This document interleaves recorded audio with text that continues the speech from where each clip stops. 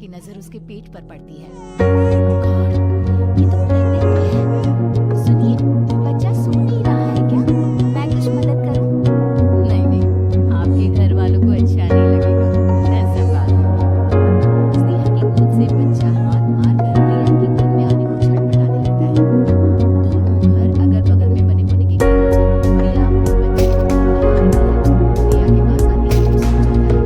बच्चे का भी स्पर्श किया प्रिया को और फिर से पाँच मिनट तक सुधारी होगी तब उसे औरत इशारे में बताती है। स्नेहा कह रही थी बाबू तुम्हारी गोद में आते ही सो गया। मैं गौरी, स्नेहा की माँ हूँ।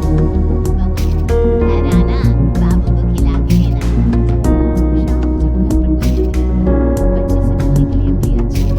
उसके घर चली जाती है। कुछ देर बच्चे को मिला के बाबू को इसके कुछ देर बाद ही प्रिया को पता चलता है ममता की खुशी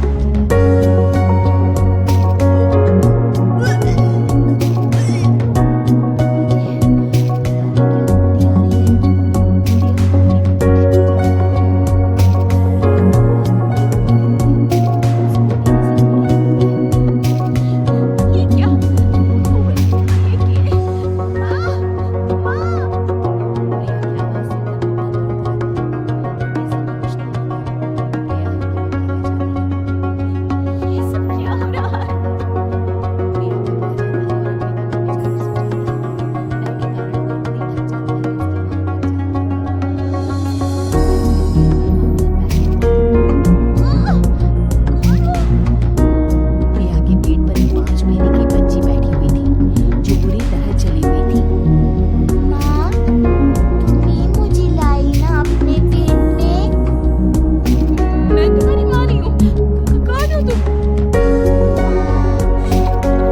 देखो मैं जल रही बुरी तरह से। 6 महीने पेट में रहने को भी मुझे नहीं मिला। सहारा दो ना माँ। बचाओ! बचाओ! माँ! ममता दौड़ कर कमरे में आती है। प्रिया की बातें सुनकर वो सब समझ जाती है। कहीं बगल वाले घर में तो नहीं जाकर आई ना बहू? मुझे माफ कर दो, मैं गई थी माँ। उस घर में सब मरे हुए हैं बहू। और ये साल पहले स्नेहा उस घर में बहू बनकर आई थी। कुछ ही दिन में वो एक बच्चे को जन्म देने वाली थी। पूरा घर बच्चे के आने की खुशी में खोया था। एक दिन अचानक उस घर में आग लग गई। सब बुरी तरह जलकर मर गए। गौरिया आज भी दादी बनने का इंतजार कर रही है और इसे स्नेहा ने अपना अजन्मा बच्चा तुम्हारी कोख में डाल दिया। ममता ये कह रही होती है कि पीछे से उसके पैरों को एक बच्चा पकड़ लेता है। दादी, दादी। माँ, स्नेहा की गोद में यही बच्चा था।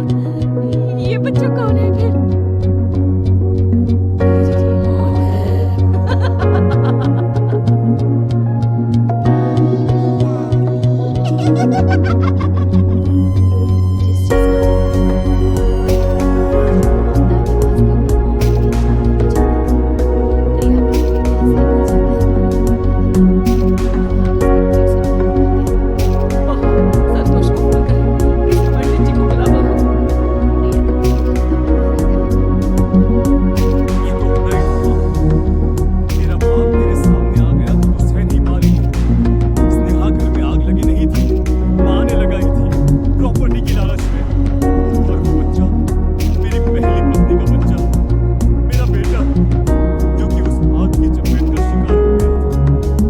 मैंने तुमसे ये सब माँ के कहने पर छुपाया था। मुझे माफ कर दो प्रिया। तुम अगर चाहो तो यहाँ से जा सकती हो। मैं तुम्हें किसी भी बंधन में नहीं डालूंगा।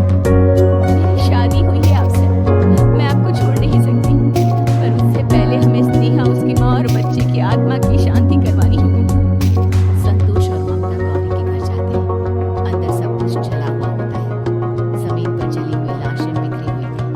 ममता रो रो कर अपनी करने की माफी गौरी से मांगती है। प्रिया स्नेहा के घर वालों का अंतिम संस्कार करवा देती है और ममता निवास फिर से आत्माओं के साए से मुक्त हो जाता है।